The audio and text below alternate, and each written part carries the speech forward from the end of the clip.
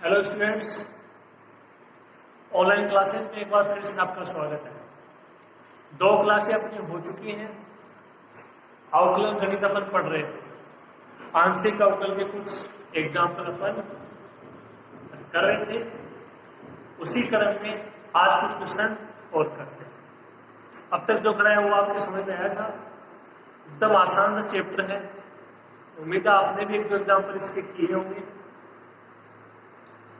अभी जो क्वेश्चन दिया गया है इसको ध्यान से समझिएगा, क्या दिया गया है और क्या प्रूफ करना है। ठीक है, अकेले देखो यहाँ पे आपको सिंपल अवकलन तो मिलने से नहीं, कुछ आपको कॉम्प्लिकेशन भी मिलेंगे कि क्या इसमें और अधिक संभावनाएं बन सकती है। ठीक है, तो देखिए, यदि x की पावर x इंटू वाई की पावर y इंटू जेड की power z is equal to c हो तो सिद्ध कीजिए कि x बराबर y बराबर z है।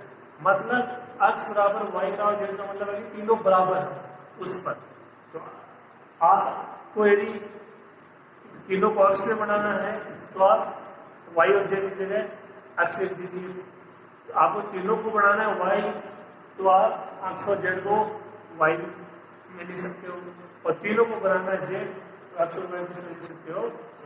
मतलब तीनों बराबर है, उस पर आपको ये प्रूव करना है del two Z by del X del Y is equal to minus X into log E X की पावर माइनस। इसको ध्यान से देखना है, जो माइनस है वो अलग से बाहर है, एक्स इंटू लॉग, और लॉग के साथ में पूरा है ई एक्स। ठीक है, और फिर पूरे का मल्टीप्लाई है माइनस। ठीक है, तो सबसे पहले तो देखो जो आपका जेड है उसका वाई के सापेक्ष करना, उसका एक्स के सापेक्ष करना। इसके अलावा आंसर वो किस में आ रहा है, एक्स में आ रहा है। आंसर किस में आ रहा है, एक्स में, ना कि वाई ना कि जेड। इसका मतलब जहां आपको लास्ट में दिखे वाई, जहां आपको लास्ट में दिखे जेड, उसके लिए क्या अप्लाई करोगे, एक्स अप्लाई करोगे। ओके, ये तो पहली बात। दूसरी बात, आपको मान चाहिए जेड का, और अपने पास मान ये है एक्स की पावर एक्स, वाई की पावर वाई और जेड की power Z is equal to C. तो यहाँ तो आपको स्वतंत्र रूप से अगर जेड का मान दिया नहीं गया है, तो आपको बनाना है सी जहाँ पे एक्स है। किस तरीके से बनाओगे, एक तरफ आपका जेड का पद और एक तरफ आपके बाकी के सारे पद। तो स्टार्ट करते हैं क्वेश्चन को, देखिए आप।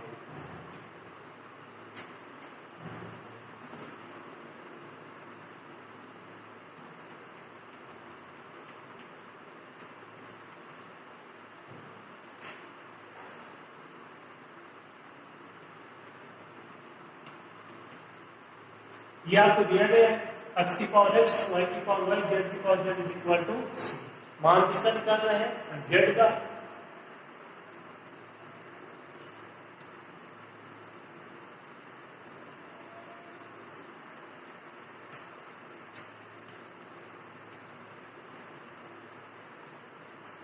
तो यहां से ना z की पावर z का मान c अपॉन x की पावर x, y की पावर।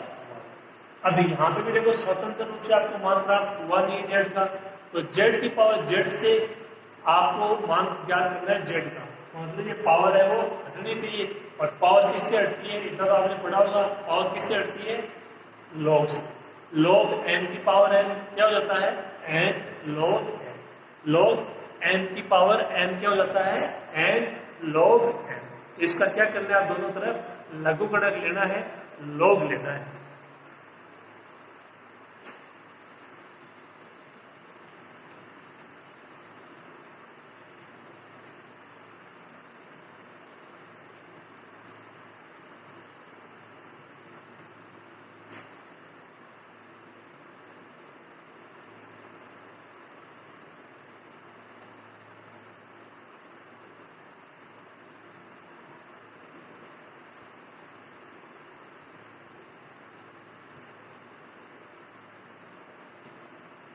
हो गया, इसको क्या ले सकते हो, log n की power n, n log n।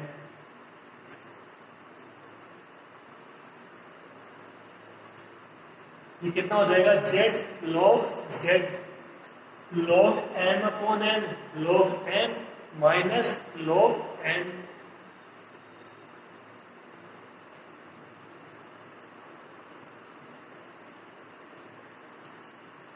log n minus log n।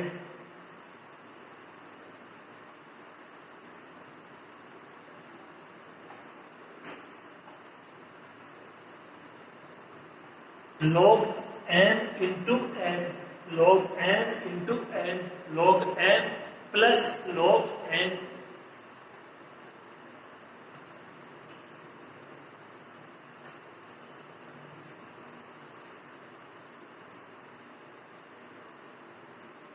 log n plus log n, बाहर माइनस है, दोनों पद किसके हो जाएंगे, माइनस के।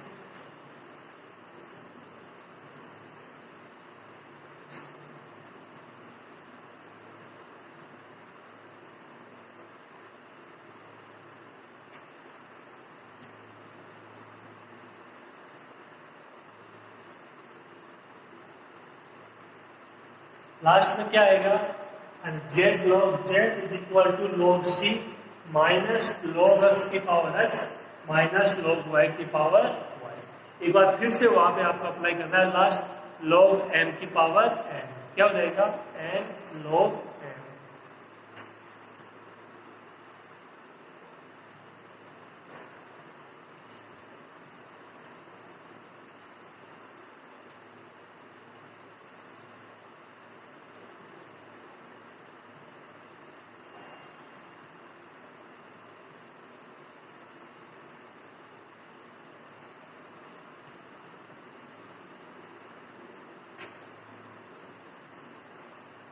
ये आपका समीकरण है, और ये क्या हो जाएगा, Z log Z is equal to log C minus X log X minus Y log Y. ठीक है, तो समीकरण एक जो मैंने दिया है इससे आप क्या समझते हैं, समीकरण एक देखो, जेड की power Z is equal to C upon X की पावर एक्स वाई की पावर वाई। इसमें आश्रित चर कौन है और स्वतंत्र चर कौन है, तो आश्रित चर तो कौन हो जाएगा, जेड, और स्वतंत्र चर एक्स और वाई। तो क्या बोलोगे, जो आपका z है वो x और y का फलन है, जो z है वो क्या है, x और y का फलन है, मतलब z का मान है वो x और y के पदों में है। इसका मतलब z का x के सापेक्ष भी होगा, z का y के सापेक्ष भी होगा, लेकिन x के सापेक्ष करोगे तो y कांस्टेंट और y के सापेक्ष करोगे तो x कांस्टेंट। ठीक है, क्योंकि x और y एक दूसरे के फलन नहीं है, लेकिन z है वो x और y का फलन है, इसका मतलब z का x के सापेक्ष में होगा, z का y के सापेक्ष भी होगा। जबकि x के सापेक्ष करोगे तो y कांस्टेंट और y के सापेक्ष करोगे तो x कांस्टेंट, इस विषय में क्लियर है। अब देखिए जो पूछ रहा उसकी तरफ करते हैं, del two Z by del Y into upon del X del Y, यानी जो आपका z है उसका y के सापेक्ष करना है, और जो मान आता है उसका x के सापेक्ष, उसमें रखोगे x बराबर y बराबर z, वो अर्थ। ठीक है, तो स्टार्ट करते हैं अपन। ये देखो समीकरण, यहाँ से इसका पहले करेंगे किसके सापेक्ष, y के सापेक्ष, मान क्या आना चाहिए, del Z by del Y आना चाहिए। ठीक है, उसका मान याद करना है, जो आएगा उसका x के सापेक्ष। आगे करते हैं, इतना आप लिखिए इसको।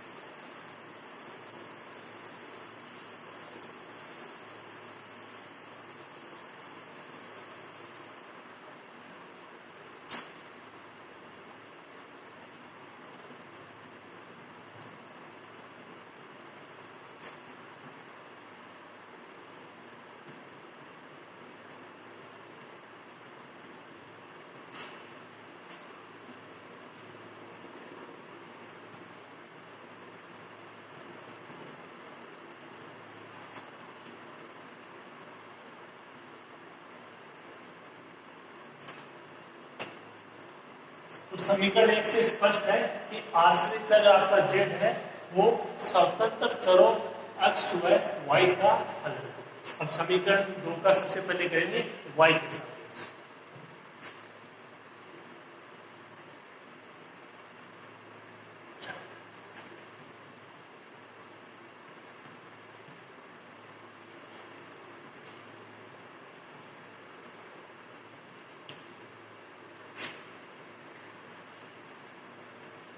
समीकरण दो का y के सापेक्ष आंशिक अवकलन करना है। तो z है देखो, z इंटू log z, और z का x के सापेक्ष में होगा, z का y के सापेक्ष, मतलब z का भी होगा और log z का भी होगा। दो पद है इंटू में है तो कैसे होगा, हैश इंटू सेकंड से, किसके सापेक्ष, वाई के सापेक्ष। तो देखिए इधर जो आपका जेड है वो ऐसे कैसे, और जो हैश इसको ले लेते हैं और सेकंड लॉग जेड को, तो जो आपका लॉग जेड है उसका क्या हो जाएगा 1/z, ठीक है, लॉग जेड का 1/z, और फिर जो आपका बचा क्या जेड, उसका वाई के सापेक्ष क्या हो जाएगा del Z by del Y.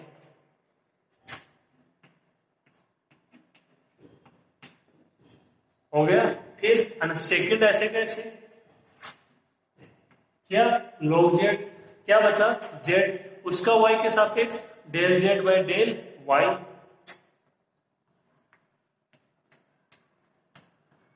ये आपके एलएचएस का हो गया फर्स्ट इंटू सेकंड, ठीक है।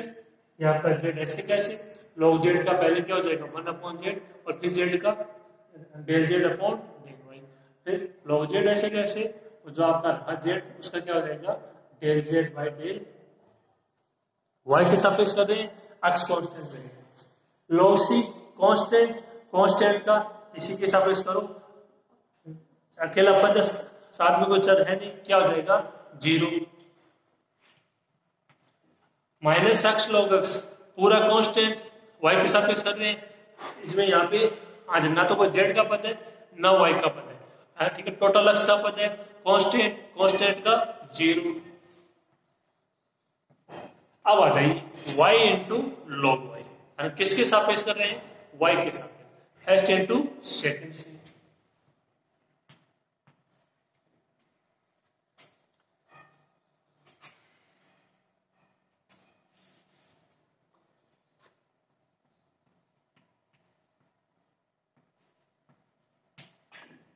y ऐसे कैसे, तो log y उसका 1/y, फिर log y ऐसे कैसे, y बचा, y का y के सापेक्ष 1, ये आ गया, ठीक है इतना। ये देखो z से z कैंसिल, तो पहला पद बचा वो क्या बचा,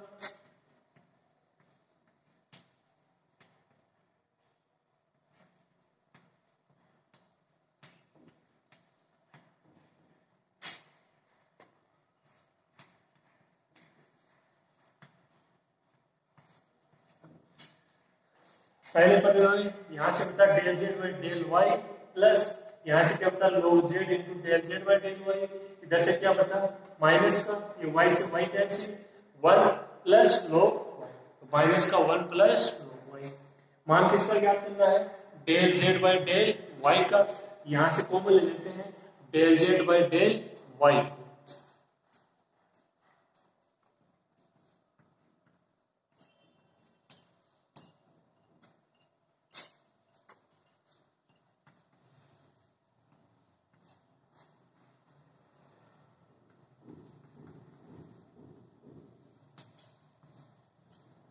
यहां से del Z by del Y common लेते हो कितना बचेगा 1 प्लस log जेड, और इधर minus into 1 plus log Y, इसका इधर भाग दे दो, मान आ जाएगा किसका del Z by del Y का।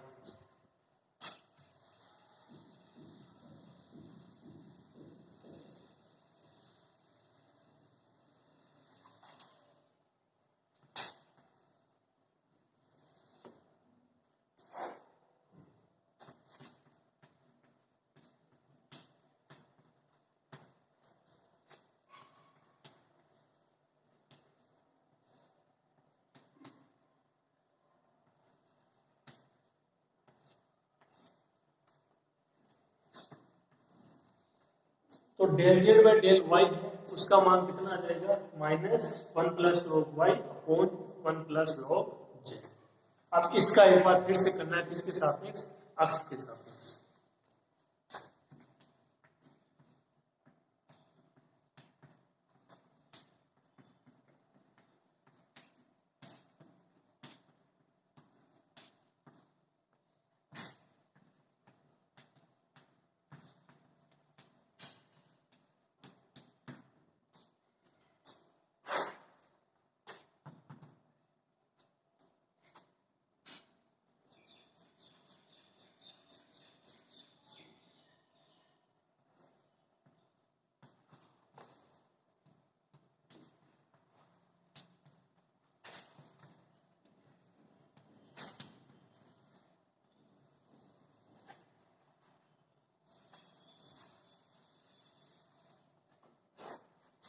तो यहां से मान कितना आएगा,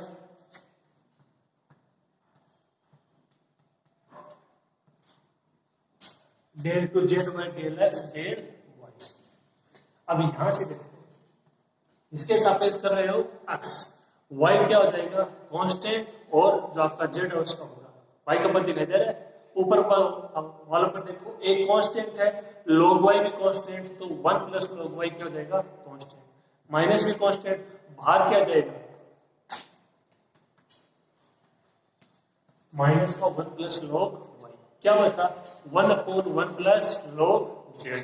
इसका करना है किसके सापेक्ष अक्ष के साथ। तो सबसे पहले कौन सा फॉर्मूला लगेगा 1 अपॉन अक्ष वाला, क्या होगा माइनस 1 अपॉन अक्ष स्क्वायर, अक्ष ये क्या है 1 प्लस log z, कितना होगा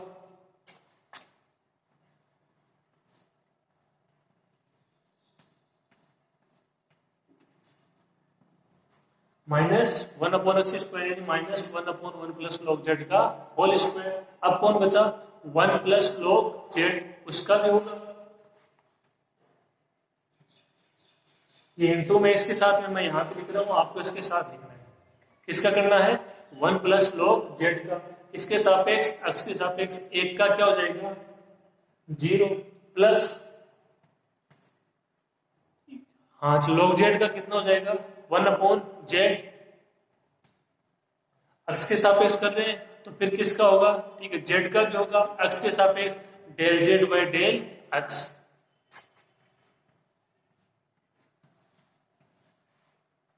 del z by del X.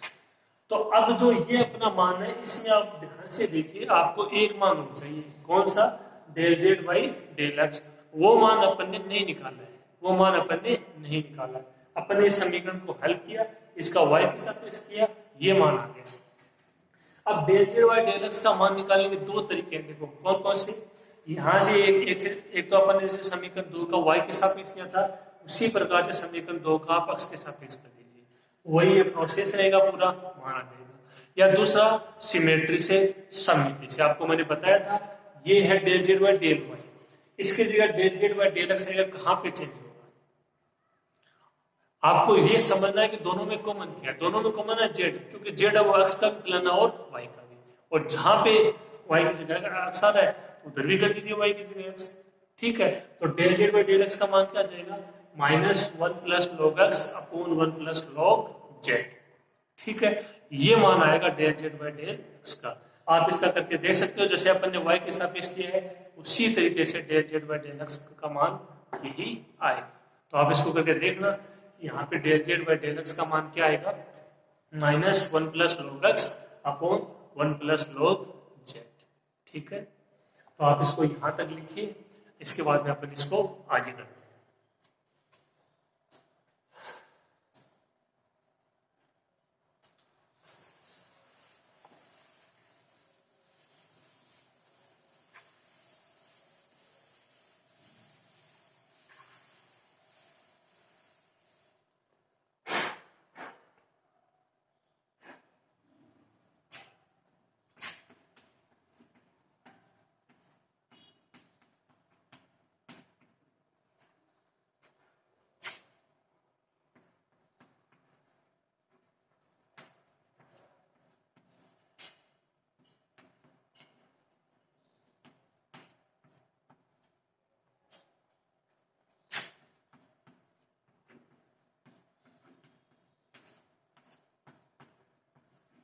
Del two Z by del X into del Y का मान क्या आ जाएगा माइनस माइनस प्लस हो जाएगा, ऊपर बच जाएगा 1 प्लस log वाई, अपॉन में आ जाएगा 1 प्लस log जेड का होल स्क्वायर, साथ में 1 upon Z into del Z by del x.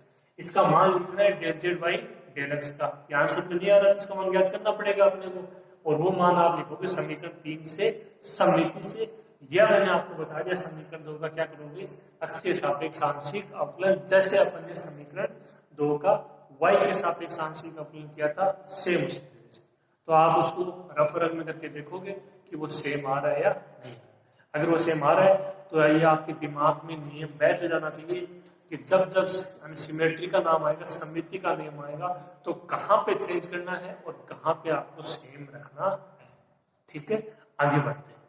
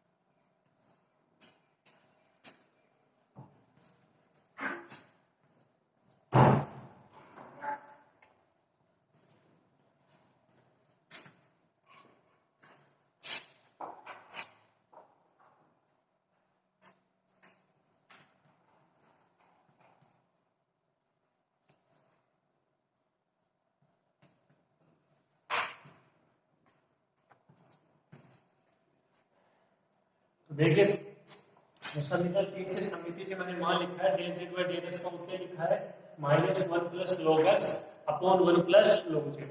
1 plus log Z अब ऐसे कैसे जो ऊपर था 1 प्लस लॉग वाई इसमें क्या आ गया 1 प्लस लॉग एक्स माइनस का है तो माइनस ऐसे। अब इसमें और बाकी ऐसे कैसे लिखा है मैंने जो आपका del Z by del X है उसका मान कितना हो जाएगा ये बाहर ले लिया है minus 1 plus log X upon 1 plus log Z.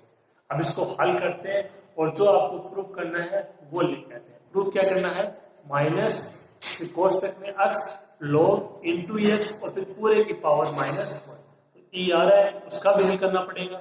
देखिए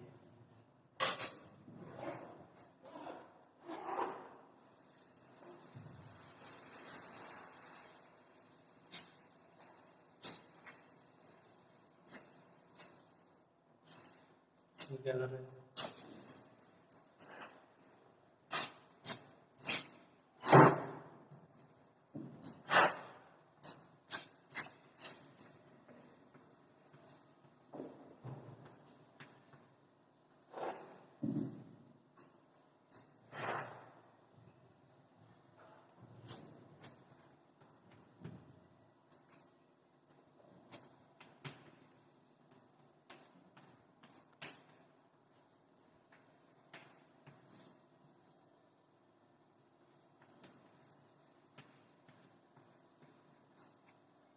क्या इतना ही बचेगा माइनस 1 अपॉन जेड बाहर 1 plus log X into 1 plus log Y 1 plus log Z का स्क्वायर और ये पावर अलग से 1 प्लस लॉग जेड की क्यूब। अब क्या कह रहा है जो प्रूफ करना है वो कहां पे प्रूफ करना है एक्स बराबर वाई बराबर जेड। देखिए कंडीशन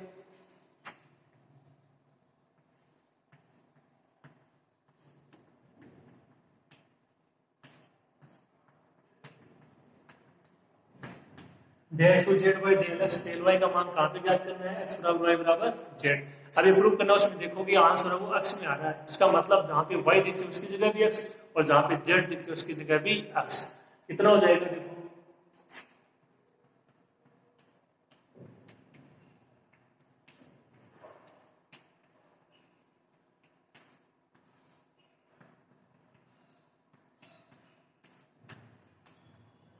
सही है ये ऐसे कैसे 1 प्लस लॉग वाई की जगह 1 plus log x 1 plus log Z की क्यूब की जगह 1 प्लस लॉग एक्स की क्यूब। ऊपर क्या बचेगा 1 प्लस लॉग एक्स का होल स्क्वायर हो जाएगा और आपके नीचे बचेगी 1 प्लस लॉग एक्स की क्यूब। तो ऊपर स्क्वायर नीचे क्यूब तो नीचे कितनी पावर बच जाएगी 1 साथ में एक्स और साथ में माइनस।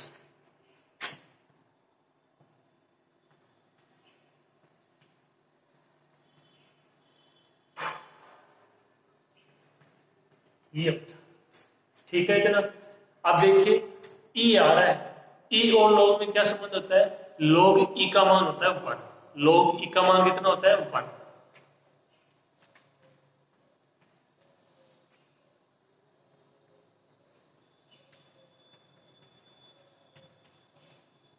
तो जहां पे मैंने इतना किया ये 1 था उसकी जगह कितना लिख दिया लॉग ई।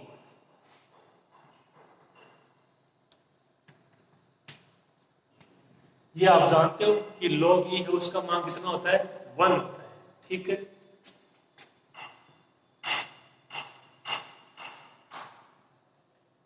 log m plus log m into n।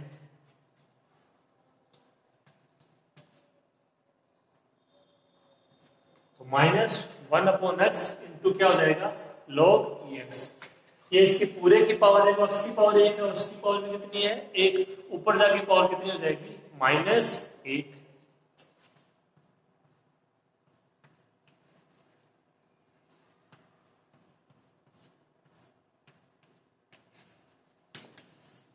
Minus X into log E x और उसकी पावर कितनी हो जाएगी -1।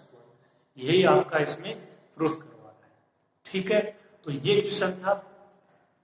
अगर देखो इसका आंसर पूछता तो ये आंसर भी इसका सही था लेकिन आंसर है वो दूसरे रूप में पूछता। ठीक है तो इसके लिए देखो इसलिए कहते हैं कि जो बेसिक है वो क्लियर होना चाहिए। अब अगर यहां से अपन सोच नहीं पाए कि यहाँ पे तो ई है ही नहीं अब इसको ई कैसे बनाए तो लोग आपको दिखाई दे रहा है इतना पता होना चाहिए कि 1 से log को किस रूप में बढ़ाएं। तो आपको पता है कि log e है उसका मान क्या होता है 1 होता है, log e है उसका मान क्या होता है 1 होता है। वो अप्लाई कर दोगे, आगे आपको फॉर्मूला पता ही है, log m plus log n यानी क्या हो जाएगा log m इंटू। तो ये क्वेश्चन था, बहुत ही अच्छा क्वेश्चन था। देखो ये एग्जाम में आया हुआ है, राजस्थान यूनिवर्सिटी में शायद 18 में भी ये क्वेश्चन आ चुका है, ठीक है। तो इम्पोर्टेंट क्वेश्चन था, बहुत ही अच्छा क्वेश्चन था। कहाँ पे कुछ चेंजेस करने हैं आप देख रहे होंगे कि धीरे धीरे आपको इम्प्रूवमेंट मिल रहे हैं क्वेश्चन में। पहले दिन एकदम आसान सा क्वेश्चन था, फिर दूसरे दिन और इम्प्रूवमेंट मिला, क्या है क्या नहीं है। आप इसके एग्जाम्पल करोगे, आपको धीरे धीरे आउटलाइन में भी आपको बढ़ोतरी मिलती जाएगी। ये क्वेश्चन भी एग्जाम की दृष्टि से, आउटलाइन की दृष्टि से बहुत ही अच्छा क्वेश्चन था, इम्पोर्टेंट क्वेश्चन था, ठीक है। तो उम्मीद है आपको समझ में आया होगा। आप इसको अच्छे से नोट कीजिएगा, कोई दिक्कत होनी नहीं चाहिए आपको इसमें, ठीक है। इसके अलावा अगली क्लास में अपन और कुछ क्वेश्चन करेंगे, ठीक है। इससे भी आगे इम्प्रूवमेंट में, मतलब और आगे इसमें और अधिक क्या संभावनाएं बनती हैं कि अवकलन का और अधिक से अधिक आप उपयोग सीख सको। इसमें भी आपने देखो आज कुछ ना कुछ सीखा है कि x बराबर y बराबर z है, उसको कौन से में लिखना है, हमको अक्ष में लिखना है, हमको y में लिखना है या z में। तो आपको देखना होगा क्या जो प्रूफ करवा रहा है वो, ठीक है। जो प्रूफ करवा रहा है उसमें अक्ष में मान है, अगर मान लो उसमें मान होते y में तो क्या करते, उसमें सारे मान किस में लिखते, y में लिखते, यानी x की जगह भी y और z की जगह भी y। मैं शुरू में बोल चुका हूँ, एक बार दोबारा बोल रहा हूँ, अगर मान लो उसमें मान होते z में, ठीक है, जो प्रूफ करना है x की जगह भी z, y की जगह भी z। यहाँ पे किसमें है, यहाँ पे जब मान है वो आपका अक्ष में है, तो y और z की जगह भी आपने क्या अप्लाई कर दिया, अक्ष अप्लाई कर दिया, ठीक है। उम्मीद है आपको क्वेश्चन समझ में आया होगा, क्लास अच्छी गई होगी आपकी, ठीक है। आज की क्लास में हम और क्वेश्चन करेंगे। आज के लिए इतना ही, ओके, थैंक यू।